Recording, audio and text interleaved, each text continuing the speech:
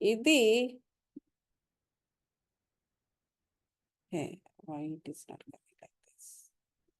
So ఇది C Rajagopalachari గారు రాసిన భగవద్గీత ఒక పాకెట్ బుక్ లాంటిది అనమాట, ఒక హ్యాండ్ బుక్. అంటే ఏంటంటే ఇప్పుడు భగవద్గీతలోని కొన్ని ఇంపార్టెంట్ శ్లోకాలు తీసుకుని అది ఒక ఒక చాప్టర్ బై చాప్టర్గా రాశారనమాట. ఇప్పుడు సోల్ అనేది ఉందనుకోండి, సోల్ అంటే ఏంటి, దాని యొక్క విధులు ఏంటి, అసలు దేహంతో దానికున్న సంబంధం ఏమిటి, సో అవి చెప్పేవి ఒక ఫ్యూ శ్లోకాలు తీసుకుని వాటికి ఆయన తాత్పర్యం ప్లస్ శ్లోకము ప్లస్ తాత్పర్యము దానికి ఒక ఎక్స్ప్లెనేషన్ అలాగ ఒక ఒక ఫ్యూ పేజెస్లో అలాగా రాశారు. ఇంకొక పేజ్లో కర్మ, కేవలం కర్మ అనే వాటి గురించి తెలియడానికి అనమాట.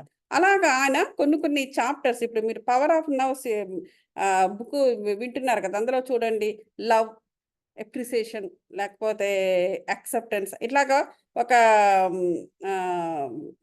ఇండెక్స్ చూస్తే వాటి మీద ఒక సపరేట్ ఇది దాని గురించి ఎక్స్ప్లెనేషను ప్లస్ కొన్ని ఎక్సర్సైజెస్ ఇచ్చారనమాట. సో అదే విధంగా ఒక పాకెట్ బుక్ లాంటిది, ఒక హ్యాండ్ బుక్ లాంటిది. It is not only for student, it is easy and good to know for everybody అనమాట. This is for everybody, so good to know, everybody should know it. So everyone should have this book in the home also. Like not necessarily మనం ఇంత పెద్ద పెద్ద భగవద్గీత గ్రంథాలు పట్టుకోవాల్సిన అవసరం లేదు.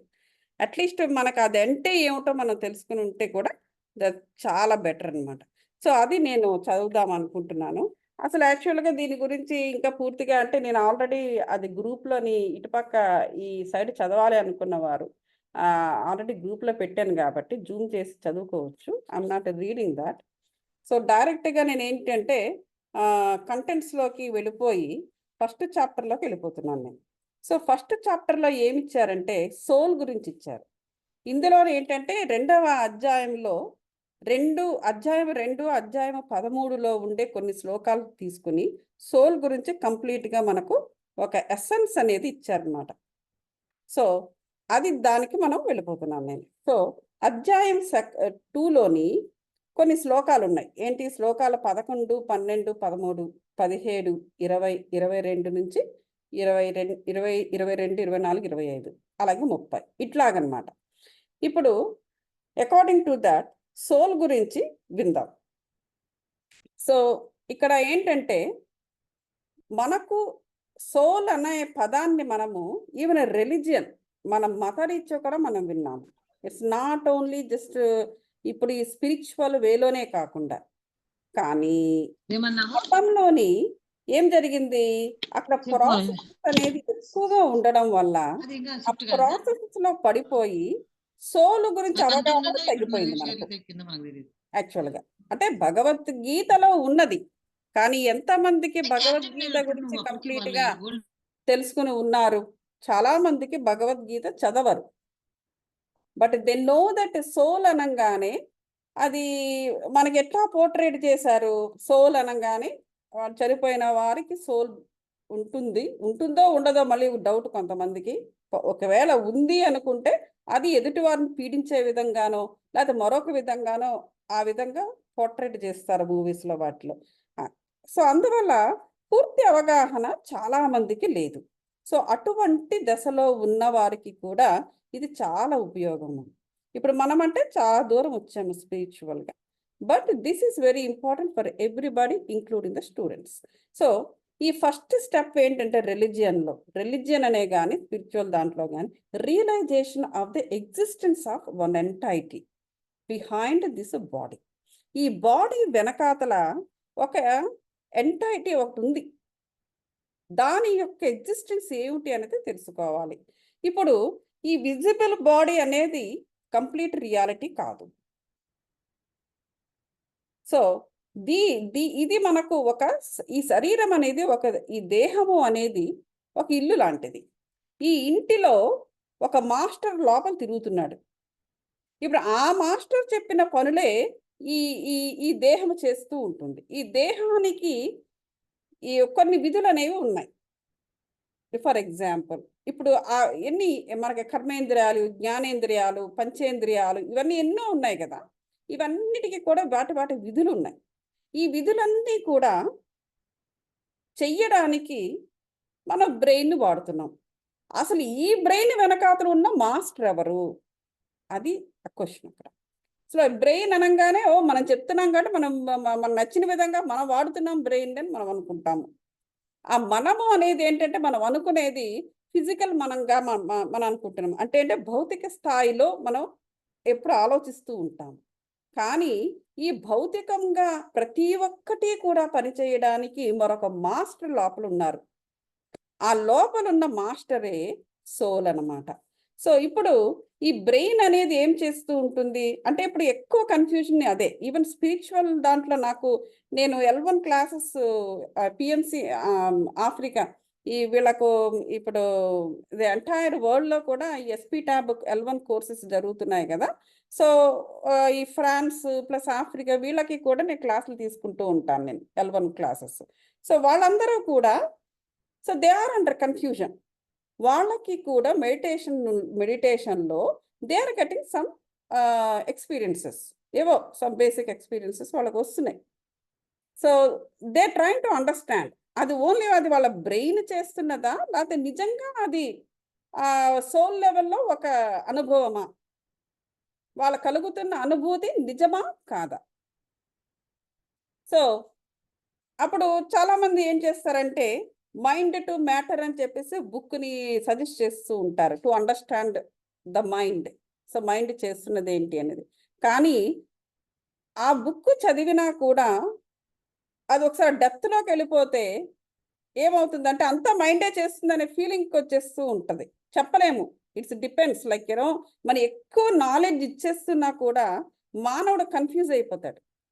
అక్ మ ఏమైందండి? సరోజ గారు?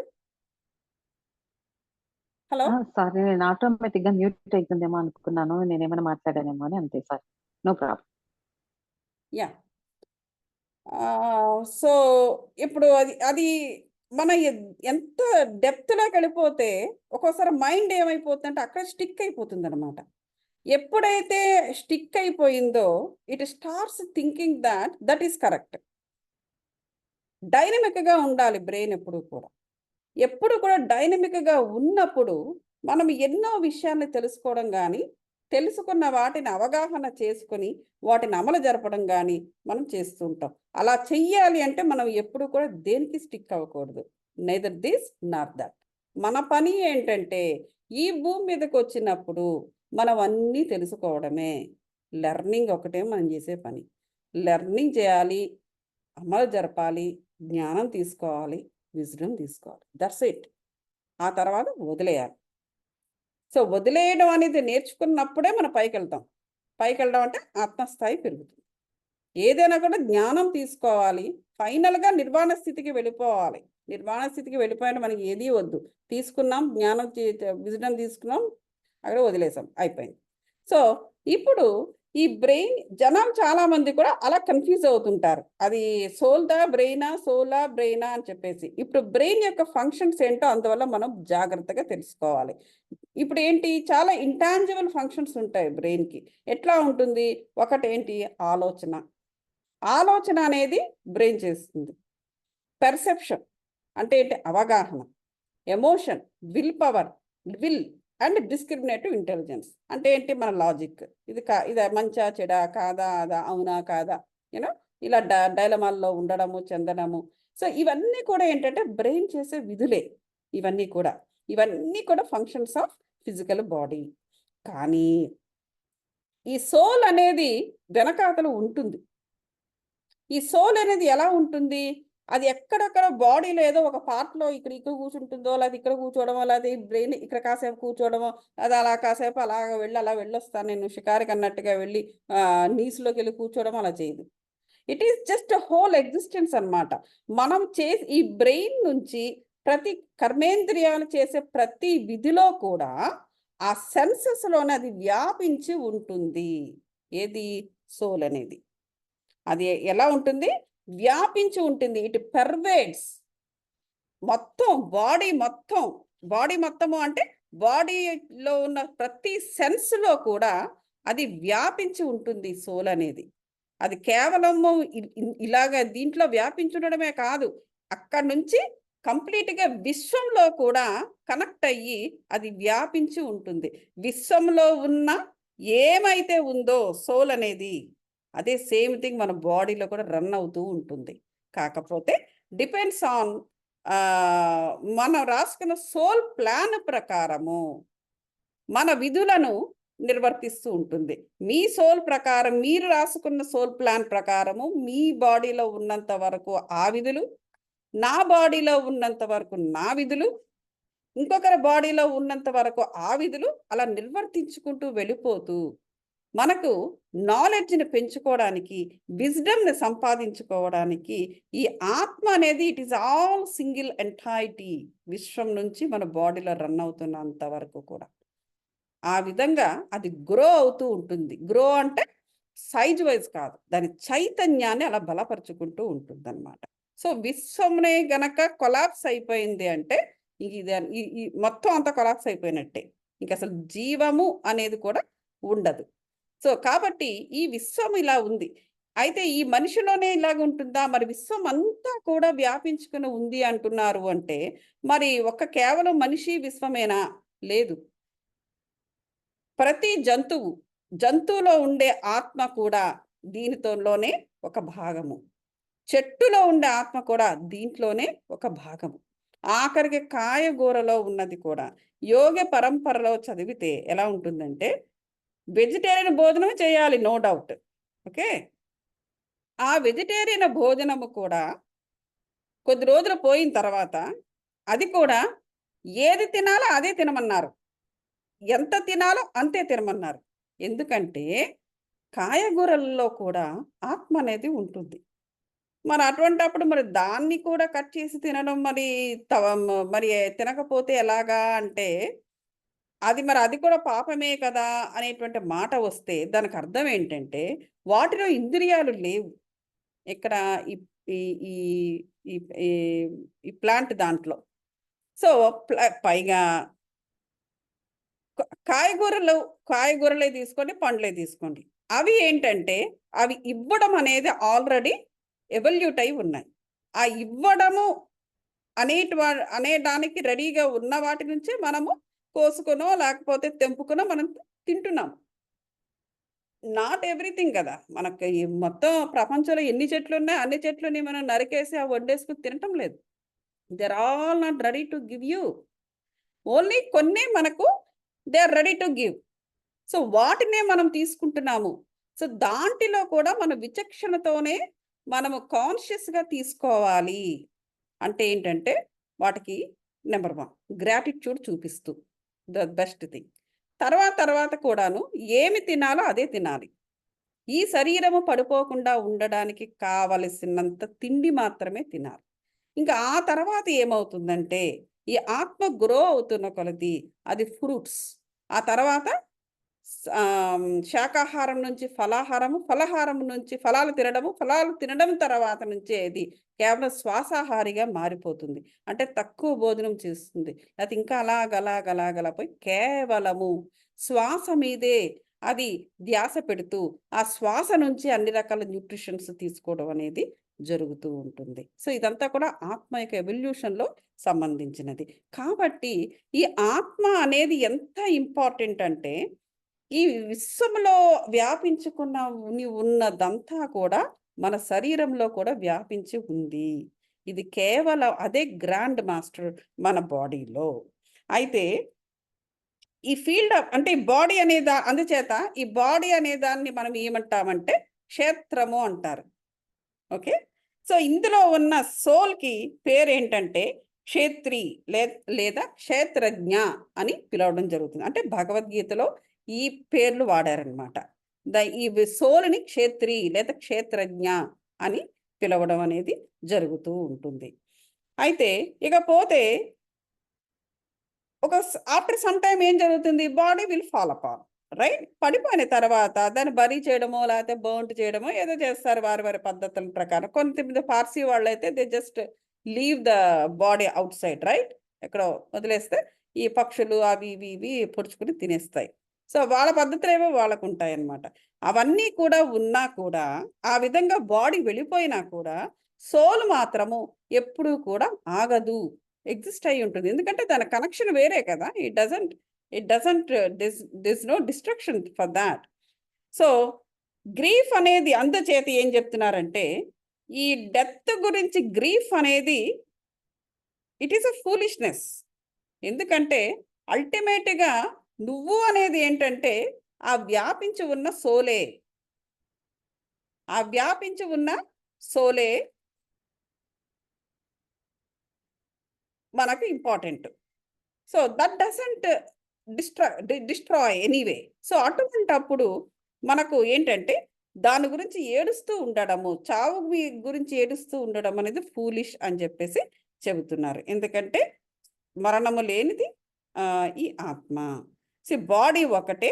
అది ఒక పాత దుస్తులు ధరించినట్టుగా ఈ సోల్ ఏం చేస్తుందంటే, పాత దుస్తులను వదిలి కొత్త దుస్తులు ధరించినట్టుగా ఈ సోల్ బాడీస్‌ని అలా ధరించుకుంటూ, దాని ఆ ప్లాన్ ప్రకారము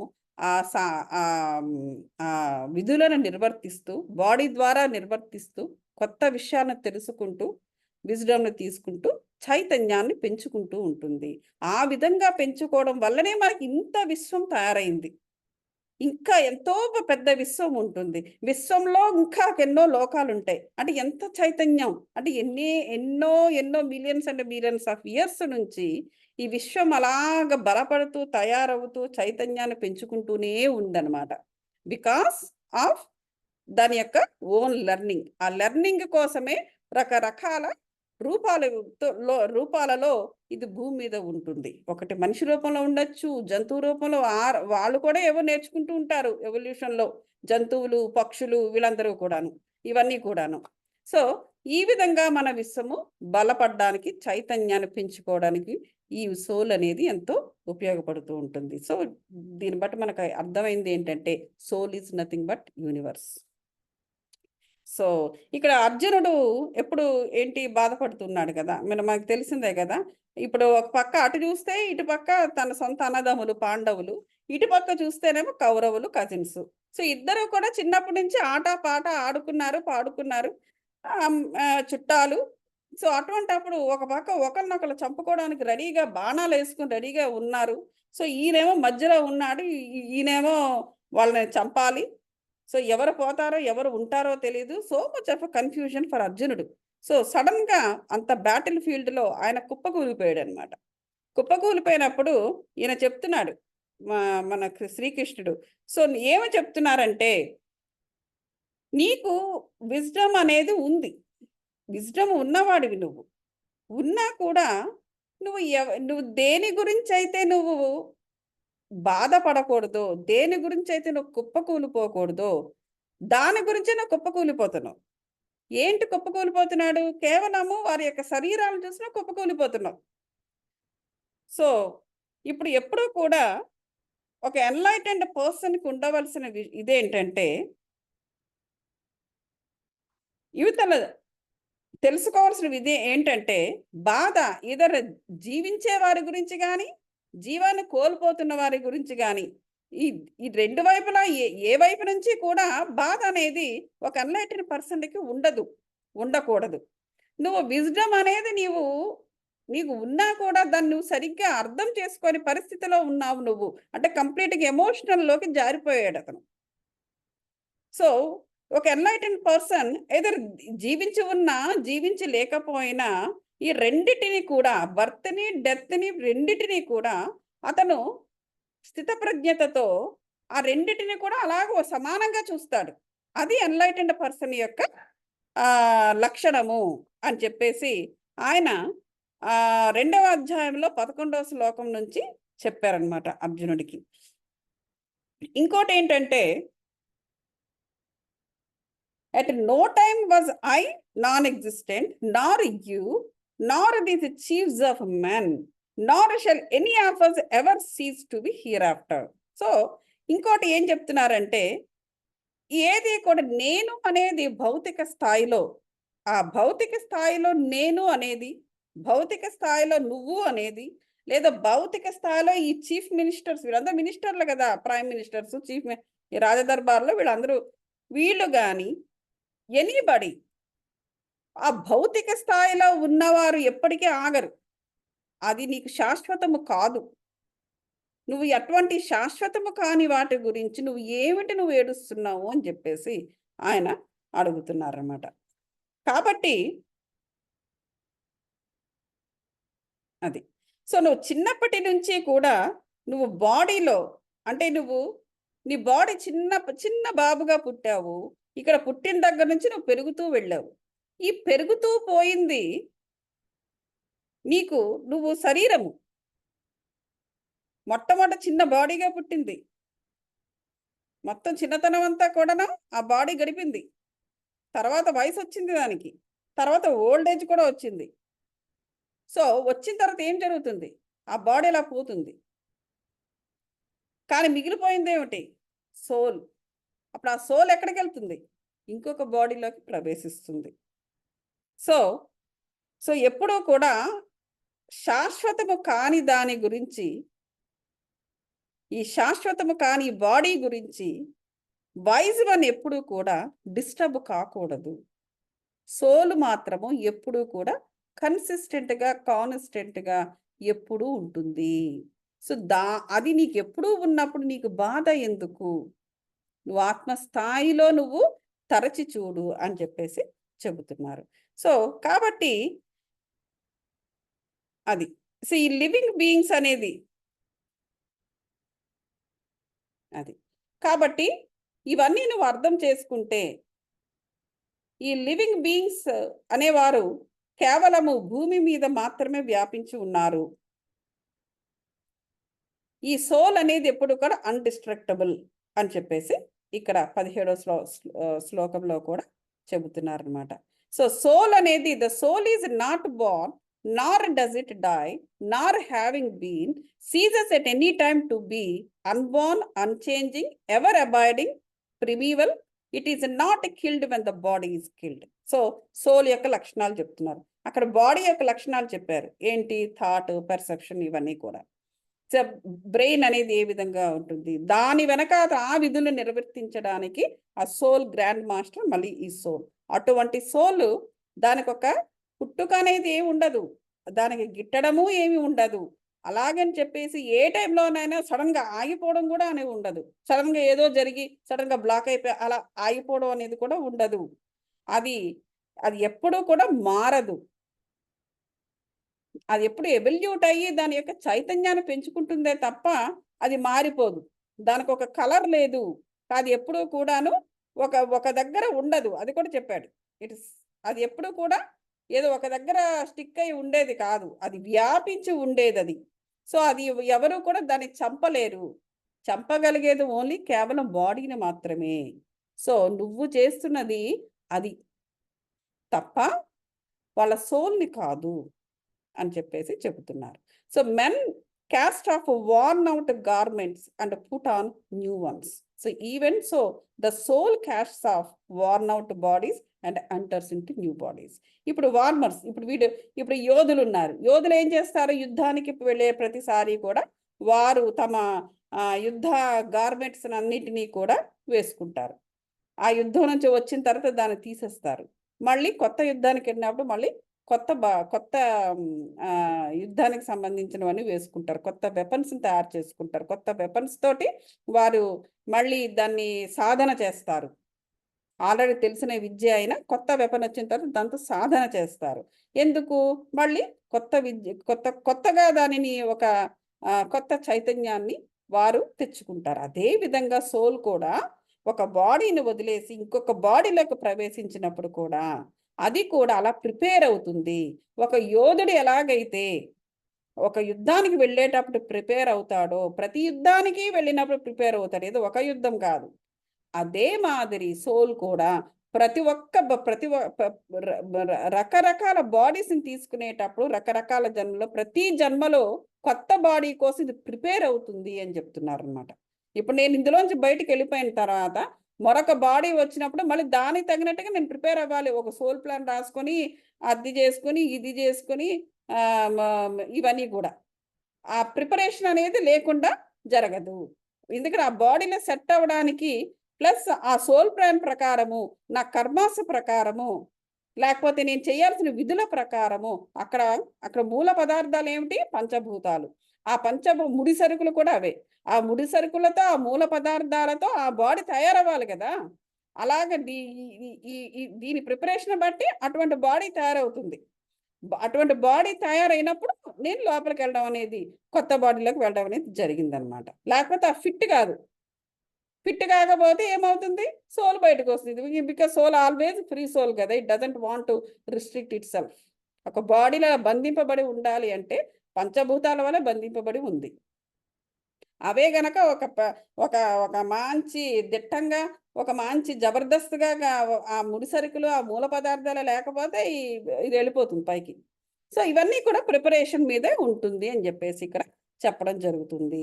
సో, ఎప్పుడూ కూడా అన్‌క్లీవబుల్ ఆత్మ అనేది. అంటే మనం నువ్వు ఇలా చీల్చేయడం అనేది కూడా జరగదు. It is uncombustible. దాని మీద మంట పెట్టి తగలెట్టేద్దాం అన్నా కూడా జరగని పని. సో, కాబట్టి అంటే యాక్చువల్ సోల్, స్పిరిట్ అనేది ఉంటుంది చూసారా?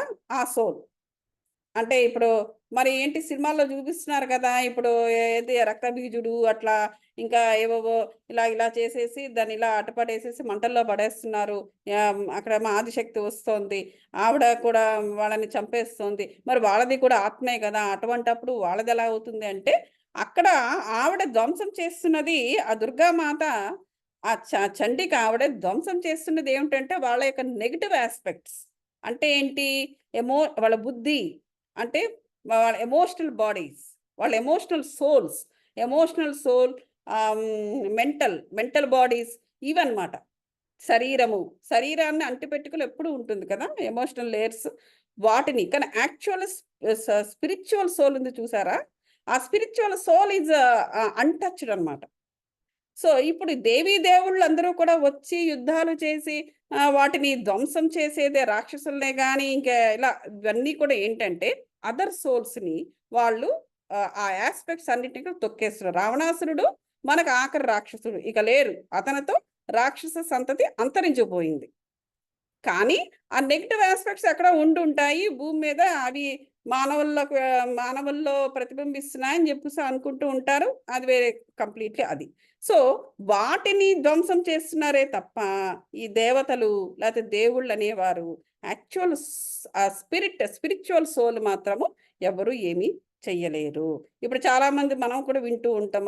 దయ్యాన్ని పట్టేసారండి, ఇలాగండి, అలాగండి అని చెప్తూ ఉంటారు. ఆ పట్టేయడం అవన్నీ ఏమిటంటే ఎమోషనల్ బాడీస్ అన్నమాట. సో, అవి అవన్నీ నెగెటివ్ యాస్పెక్ట్స్‌తో ఉండి ఎదుటి వాళ్ళని బాధ పెడుతూ ఉండేటప్పుడు వాటితో ఒక సెపరేట్ ఏవో చేస్తుంటారు. అయితే it is declared about it that it is unmanifest, incomprehensible and immutable. Knowing it as such you should not grieve. So, ఈ సోల్ యొక్క లక్షణాలే చెప్తుందన్నమాట. సో, ఇప్పుడు ఈ సోల్ అనేది ఏంటంటే యాక్చువల్ స్పిరిచువల్ బాడీ అనేది ఏంటంటే, ఇది ఎప్పుడూ కూడా ఒకేలా ఉంటుంది. ఎప్పుడూ కూడా ఒకేలా ఉంటుంది. దానికి మ్యూట్ చేయలేము, బ్లాక్ చేయలేము, ఏమి చేయలేమనమాట. సో, ఏదైనా కూడా మిగతా బాడీస్, ఎందుకంటే అవన్నీ కూడా ఆ పర్టిక్యులర్ జన్మకి కావాల్సిన విధంగా తయారు చేయబడినవి సోల్ ప్లాన్ ప్రకారము. So, that can be destroyed. ఒక ఇది ఎందుకంటే లేదు అంటే ఆ సోల్ పట్టుకొని కూడా ఉంటుంది. ఇప్పుడు అదే కదా! ఇప్పుడేం చెప్తున్నారు? చనిపోయేటప్పటికల్లా అన్నిటిని కూడా, అంతవరకు ఉన్న ఎమోషన్స్‌ని వాటన్నిటిని వదిలేసుకోండి. వదిలేసుకున్నప్పుడే అప్పుడేమవుతుందంటే, ఆ కర్మస్ అన్నిటిని కూడా మా భూమి మీదే అక్కడనే సమాప్తం చేసుకొని దాని నుంచి విజ్డమ్ తీసేసుకుంటే, ఆ కర్మ మనతో ఫాలో అవ్వదు. అప్పుడు ఏమవుతుంది? ఆ అనుభవాల సారాన్నంతటినీ కూడాను, మిగిలిన అనుభవాల సారాన్నంతటినీ కూడాను సూక్ష్మ కణాలలో అది చొప్పించుకొని సూక్ష్మ శరీరాన్ని పొంది పైకి వెళ్ళిపోతారు. చనిపోయిన తర్వాత అది 1 ఇయర్ కల్లా మరొక శరీరం వస్తుంది ఆత్మకి. దాన్ని సూక్ష్మ శరీరం అంటారు. ఆ సూక్ష్మ శరీరంతోనే అది పైకి వెళ్తుందనమాట. ఇక్కడ బ్రతికున్న వాళ్ళు సరైన కర్మకాండలు చేయకపోతే వాళ్ళకది సిద్ధించదు. సో, అందువల్ల దట్ ఈస్ వెరీ ఇంపార్టెంట్ ఇవన్నీ చేయడం అనేది కూడా. So, the soul that thus dwells in the body of everyone is ever abiding and invulnerable. So, అది చెప్తున్నారన్నమాట. సోల్ అనేది బాడీలో ఉన్నంత వరకు కూడా అది ఎప్పుడు కూడా అబాయిడ్ అయ్యి ఉంటుంది. ఇందులో ఉంటుందన్నమాట. కాబట్టి నువ్వు ఏ క్రీచర్ భూమి మీద ఏ క్రీచర్ గురించి కూడా నువ్వు బాధపడవద్దు, నువ్వు అలా బెంగపడద్దు, నువ్వు ఎమోషనల్గా అలా క్రాష్ అయిపోవద్దు అని చెప్పేసి చెబుతున్నాడు ఈయన. So if it is not as if men have souls and not beasts, all the living beings and plants have souls. అది నేను ఇందా చెప్పాను కదా. So whatsoever life is born, fixed and moving, know that it comes to be from the union of body and soul. So ఏది ఏమైనా కూడా, ఏది పుట్టిన ప్రతి ఒక్కటి ఎక్కడ ఫిక్స్ అయ్యి అక్కడ మూవ్ అవుతుంది, ఏది ఎక్కడ చిన్న చలనం, అమీబా కూడా చలనము జరుగుతోంది, చిన్న అమీబా, అది అక్కడ స్టిక్ అయి ఉంటుంది, ఇలా కదులుతూ ఉంటుంది దాని సూడోపోడియా తోటి. సో దాంట్లో కూడా దానికి కూడా ఒక బాడీ వెనకాల ఒక సోల్ అనేది ఉంది అనేసి ఆయన చెబుతున్నారు. సో కాబట్టి అది మనము ఇది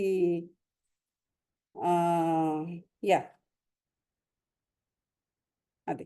సో ఇది ఎప్పుడు వ్యాపించి ఉంటుంది కాబట్టి ఇది దేని వల్ల కూడా మార్పు చెందదు. అంటే ఏదో సడన్ గా ఏదో నేచురల్ కెలామిటీస్ వచ్చినాయి, సో నేచురల్ కెలామిటీ వచ్చినా కూడా ఈ సోల్ అనేది దాంట్లో ఎటువంటి మార్పు అనేది ఉండదు, అది దాని యొక్క స్థితిని మార్చుకోదట. That is what they are saying that. So everywhere in the body the self remains unaffected. So ఇదేంటంటే ఆ బాడీ లోపల అది ఉంటుంది. సో బయట న్యాచురల్ కెలామిటీస్ ఏవో వచ్చాయి, తుఫాన్లు వస్తున్నాయి, లేదా బాగా చలిస్తుంది అనగానే లోపల ఈ సోల్ ఏమైనా దాని స్థితిని మార్చుకుంటుందా? మార్చుకోదు. మన బాడీ ఫీల్ అవుతుంది అంతే, కోల్డ్గా ఉండడము లేదా వేడిగా ఉండడము తప్ప ఈ లోపల ఉన్న సోల్ మాత్రం ఇట్ రిమైన్స్ అన్ఎఫెక్టెడ్ అని చెప్పేసి చెబుతున్నారు. సో అలాగే as the one sun irradiates the whole earth, as the soul irradiates the whole body. అది. సో ఒక్క సూర్యుడు మొత్తం ఎంటైర్ విశ్వాన్ని ఎలాగైతే అతను రేడియేట్ చేస్తున్నాడో, సూర్యరశ్మి వల్ల తాను ఏ విధంగా రేడియేట్ చేస్తూ, ఒక్క సోలు మన బాడీ అంతటే, మన హోల్ బాడీని అదలాగా రేడియేట్ చేస్తుంది. సో సోల్ని గనక మన ఆరోగ్యంగా చూసుకుంటే మన దేహం ఆరోగ్యంగా ఉంటుంది. సో దానికే కదా మన పడుతున్న ఈ పాటలన్నీ కూడా, రైట్? మన సోల్ అనేది ఎప్పుడు కూడా, ఈవెన్ ప్రాపంచికంగా నేను ప్రియాంక చోప్రా కూడా చెప్తుంది, అంటే ఆవిడ ఇలా స్పిరిచువల్ లెవెల్లో చెప్పకపోవచ్చు, కానీ ప్రాపంచికంగా తను ఏం చెప్తుందంటే, సో ఎప్పుడూ కూడా you make sure that you are well, you are so well. నీ దేహము, నీ మనస్సు, నీ మాట, నీ mind, she uses these words, ఇవన్నీ కూడా make sure that it's so well. బాగా చక్కగా నువ్వు చక్కగా ట్రీట్ చేసుకో. Don't depend on anybody. Treat చేసుకో. ఎందుకంటే ఆల్ ది టైమ్ ప్రపంచం ముందుకెళ్తూ ఉంటుంది. నువ్వు ఏమాత్రం నీ శరీరాన్ని నువ్వు సరిగ్గా ట్రీట్ చేసుకోకపోతే, ఇఫ్ యూర్ ఫాల్ అపార్ట్, ఏం జరుగుతుందంటే నువ్వు వెనకబడిపోతావు. కానీ ప్రపంచం మాత్రం నీ గురించి ఆగదు, అది ముందుకు వెళ్ళిపోతుంది, నువ్వు ఎక్కడో వెనకబడిపోతావు అని చెప్తూ ఉంటుంది. So that is true. అంటే ప్రాపంచికంగా కూడా మన సోల్ని బాగా పెట్టుకోవడం అనేది, మన మైండ్ని సిక్ అవ్వకుండా చూసుకోవడం అనేది చాలా ఇంపార్టెంట్. తను చెప్పిన విధంగా కూడా ఇదే ప్రతిబింబిస్తుంది. ఇది స్పిరిచువల్గానైనా ప్రాపంచికంగానైనా సోల్ యొక్క ఆరోగ్యం చాలా ఇంపార్టెంట్. అప్పుడే మన బాడీ ఆరోగ్యంగా ఉంటుంది. మనం ఎప్పుడు కూడా విధులను చేస్తూ ఉంటాము. అప్పుడు ఆటోమేటిక్గా ఏమవుతుందంటే మన స్పిరిచువల్గానైనా ప్రాపంచికంగా వెనకబడ్డం అనేది ఏమి ఉండదు, మన ముందుకెళ్తూనే ఉంటుంది. మనం అలా ముందుకెళ్తూ ఉంటేనే మన చైతన్యం పెరుగుతూ ఉంటుంది. అది బాడీ చైతన్యమైనా సోల్ చైతన్యమైనా. ఇది మనం బాగా గుర్తుపెట్టుకోవాల్సిన విషయము. ఇది ఫస్ట్ చాప్టర్ అయింది. దీంట్లో ఏదో క్వశ్చన్స్ ఉంటే అడగవచ్చు నన్ను. Any questions?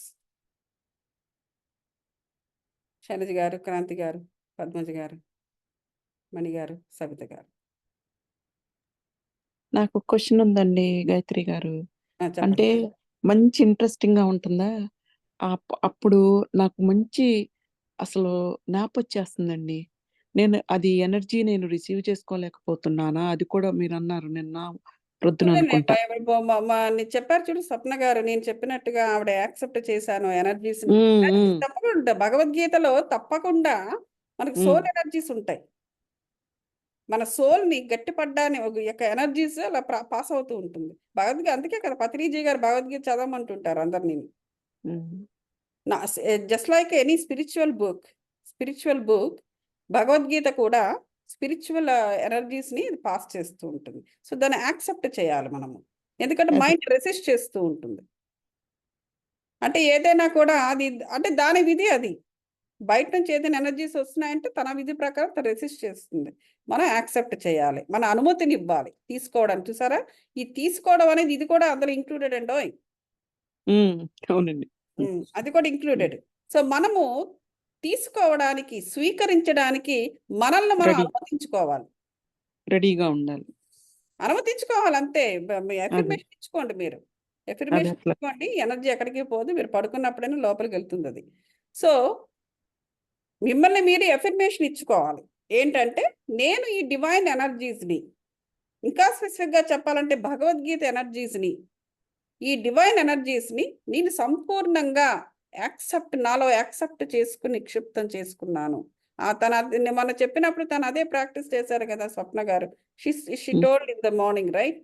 సో నాకు అవును. ఇప్పుడు చాలా బాగుంది, థ్యాంక్స్ అండి అని చెప్పారు. సో అదే విధంగా మనం కూడా చేసుకోవాలి. షూర్. థ్యాంక్ యూ అండి.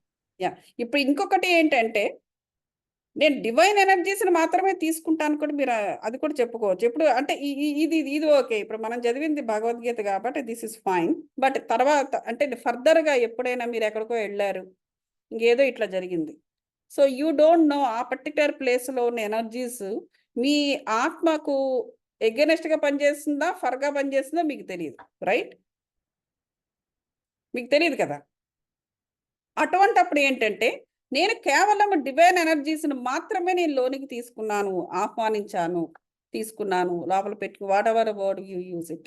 సో మీకు ఈ డివైన్ ఎనర్జీస్ని మాత్రమే మీరు తీసుకుంటారు. అది కాక మీ ఆత్మకి ఎగెనెస్ట్గా పనిచేసే ఎనర్జీస్ను నాకు వద్దు అని క్లియర్గా చెప్పేసేయాలి. అంటే విశ్వం ఎవ్రీథింగ్ ఎప్పుడు ఇవ్వడం రెడీగా ఉంటుంది. వాట్ యూ నీడ్ అనేది మనకు కూడా అది కూడా మనం గుర్తించడం తెలుసుకోవాలి. అది షూర్ అండి. థ్యాంక్ యూ అండి. Thank you. Sure, and thank you so much. So if no questions, then we can stop here. మళ్ళీ నెక్స్ట్ వీక్ మనం కలుద్దాము, ఓకేనా? ఒక క్వశ్చన్ అండి. ఇప్పుడు మనం ఎంత చేస్తున్నా, మెడిటేషన్ చేస్తుంటాం, బుక్ రీడింగ్ చేస్తుంటాం అని ఒక్కొక్కసారి మనకు ఒక ఆలోచన మనని బోధన చేస్తుంటుంది కదా! ఏంటది అది ఎందుకు జరుగుతుందండి? అంటే మనకి ఎనర్జీకి సరిపోకనా? లేకపోతే అంటే అంటే ఏమిటి ఒక ఆలోచన? ఏదైనా ఇలా ఎందుకు చేశారు వాళ్ళు, అలా ఎందుకు చేశారని ఎవరైనా విషయంలో అయినా మనకు ఒక్కొక్కసారి మనకి ఇరిటేషన్ లాగా లేకపోతే కోపం లాగా వస్తుంది. అది. ఎందుకంటే మనం అప్పటికి లో ఫ్రీక్వెన్సీ ఎనర్జీస్ మనం స్టిక్ అయిపోతున్నాం. అది బేసికల్గా ఏంటంటే అటాచ్మెంట్. ఆ పరిస్థితికి అంటే కానీ ఆ అటాచ్మెంట్ బుద్ధిజం నాకు చెప్పేది అదే. బుద్ధిజం ఏం చెప్తుందంటే it doesn't tell you to become a great Buddhist. It just tell you how to detach. అప్పుడే నీకు సఫరింగ్ అనేది పోతుంది. అంటే it just about your self అన్నమాట. సో మనము డిటాచ్మెంట్ అంటే మీరు ఆ పర్టికులర్ సిచ్యువేషన్కి కానీ లేకపోతే ఆ పర్టికులర్ పర్సన్కి కానీ మీరు అటాచ్ అయ్యి ఉన్నారు. అది ఆ అటాచ్మెంట్ వల్ల మీకు సఫరింగ్ అనేది వచ్చింది. సో దాన్ని గుర్తించడము, ఆ అటాచ్మెంట్ నుంచి బయటపడడం మాత్రమే బుద్ధిజం చెప్తుంది. నువ్వు ఎంతో పెద్ద గొప్ప ఇదైపోవడానికి బుద్ధిజాన్ని మనం వాడలేము. ఇట్ స్టేస్ అట్ బుద్ధి లెవెల్ అన్నమాట. సో మీరు ఇంతవన్నీ చేస్తున్నా కూడా మీరు ఎక్కడో సఫర్ అవుతున్నారు. ఆ సఫర్ అవడానికి కారణం ఏంటంటే అటాచ్మెంట్. ఆ అటాచ్మెంట్లో నుంచి బయటపడలేకపోయిన కారణం ఏంటంటే లో ఫ్రీక్వెన్సీ ఆఫ్ ఎనర్జీతో ఉన్నారు మీరు ఆ సఫరింగ్లో. సో మీరు దాని నుంచి బయటపడినప్పుడు అప్పుడు మీరు ఫ్రీ అవుతారు అనమాట. అదే మోక్షం. సో మరి స్వేచ్ఛ అనేదే మోక్షం అన్నమాట. దాని నుంచి మనం విముక్తి పొందాము ఆ సఫరింగ్ నుంచి. సో మనం ఎక్కడైనా ఏదైనా బాదర్ చేస్తున్నప్పుడు వేర్ వి అటాచ్డ్ అని చూసుకోవాలి, అంతే కదండి? అంతే, ఆ అటాచ్మెంట్ నుంచి బయటపడాలి. ఇంకా లేదా పడాలి, సాధన చేసుకోవాలంటే అది పూర్ణాత్మ దాంట్లోని అధిక ప్రకంపనలకు మనం ఎలాగైతే మన వైబ్రేషన్స్ ఎలా పెంచుకుంటున్న సాధన ఒకటి చేయించాను నేను. అది వీడియో ఒకటి మీరు అప్పుడప్పుడు పెట్టుకొని మీరు అది. సో అప్పుడు ఆటోమేటిక్ ఏంటంటే ఎప్పుడైతే హై ప్రకంపనలు కొన్ని ఉంటాయి, ధైర్యం కానీ, ఆత్మవిశ్వాసం అని, ప్రేమ అని, ఇట్లా కొన్ని ఉంటాయన్నమాట. వాటిని పికప్ హ్మ్. చేసుకొని వీటిని వదిలేసేసి వాటిని పికప్ చేసుకోవడానికి అక్కడ సాధన ఉంది. సో దాన్ని మీరు ఆ వీడియోని మీరు ఒకసారి మళ్ళీ యాక్సెస్ చేసి మీరు అది ప్రాక్టీస్ చేయొచ్చు. ఓకే నాట్ అండి. Need to thanks. సఫర్ అండి. భూమి మీదకి మనం సఫర్ అవ్వడానికి రాలా. That is true. హ్మ్. బయటపడొచ్చు. అదే. Yeah. ఓకే అండి. Thank you. Any questions Sabitha గారు, శైలజ గారు, క్రాంతి గారు? ఇఫ్ ఆ, నాట్, గౌతమి గారు, నాకు ఒక క్వశ్చన్ అండి. చెప్పండి మేడం. సారీ, నో ఎవరో ప్రాబ్లం. యా, అఫ్ కోర్స్ మీరు కర్మల గురించి చెప్పారు కాబట్టి నేను జస్ట్ అడుగుతున్నా. ఇందులో ఒక్క క్వశ్చన్ నాకు ఎందుకో వచ్చింది. ఆ విశుద్ధ కర్మలు అంటారు కదా, విశుద్ధ ఆత్మలు అంటారు కదా, సో అంటే ఏమిటి అనేది నా క్వశ్చన్. విశుద్ధ ఆత్మల నిషిద్ధ విశుద్ధ? విశుద్ధ. నో ఐడియా అండి. చూసి చెప్తాను నేను. నాకు ఓకే. తెలియదు అది. అంటే ఇంకేమైనా పేర్లు ఉన్నాయా దానికి? ఆ, నాకు లేదండి, నాకు ఓకే, ఇది ఒకటి వచ్చింది. తెలిసిందా? ఓకే, నేను యా, తెలుసుకుని ఇఫ్ ఐ గెట్ దెన్ నేను నెక్స్ట్ క్లాస్లో అప్డేట్ చేస్తాను. Okay. Yeah, okay, thank you. Sure. Thank you so much. So ఇంకా no questions, then will meet again next week. మంచి విషయాలు మాట్లాడుకుందాం మండే. ఓకేనా? Alright. Thank you so much. Thank you so thank you much అండి. అండి. So thank you so అది much. Self love